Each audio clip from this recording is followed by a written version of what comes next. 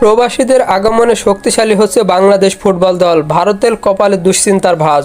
Bangladesh football দলের সাম্প্রতিক উন্নতি প্রতিপক্ষের কপালে দুশ্চিন্তার রেখা ফেলে দিয়েছে। বিশেষ করে ভারতীয় ফুটবল দল এবার বাংলাদেশের বিপক্ষে মাঠে নামার আগে শঙ্কায় রয়েছে, কারণ লাল সবুজের জার্সিতে এবার এক নতুন রূপে দেখা মিলেছে জাতীয় দলের।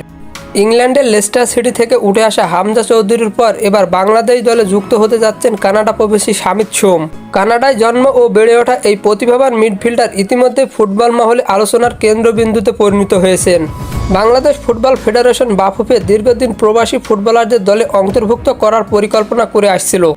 সেই ধারাবাহিকতায় হামজার পর এবার শামিতকে দলে নেওয়ার বিষয়টি এক প্রকার নিশ্চিত। এতে করে দলের মিডফিল্ড আরও শক্তিশালী হওয়ার পাশাপাশি আন্তর্জাতিক অভিজ্ঞতা সম্পন্ন খেলোয়াড়দের সংখ্যা বেড়েছে। বাংলাদেশ দলের সাম্প্রতিক পারফরম্যান্স প্রতিপক্ষের ভাবনায় ফেলেছে। দক্ষিণ এশিয়া ফুটবলের আধিপত্য বিস্তার করা ভারত এবার বাংলাদেশের বিপক্ষে নামার আগে ভালোভাবেই জানে লাল সবুজের দলটি এখন আর আগের মতো নয়। আন্তর্জাতিক পর্যায়ের অভিজ্ঞতা ও শারীরিক শক্তির সমন্বয়ে এবার আরও ভয়ঙ্কর উঠতে পারে বাংলাদেশ।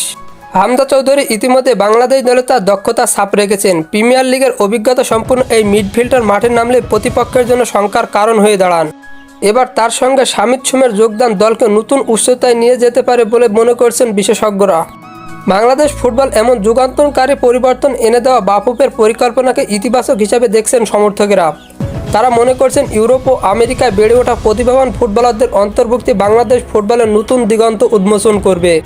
ফুটবলের সকল নিউজ এবং আপডেটস পেতে আমার চ্যানেলটি সাবস্ক্রাইব করে পাশেই থাকবেন। ধন্যবাদ সবাইকে।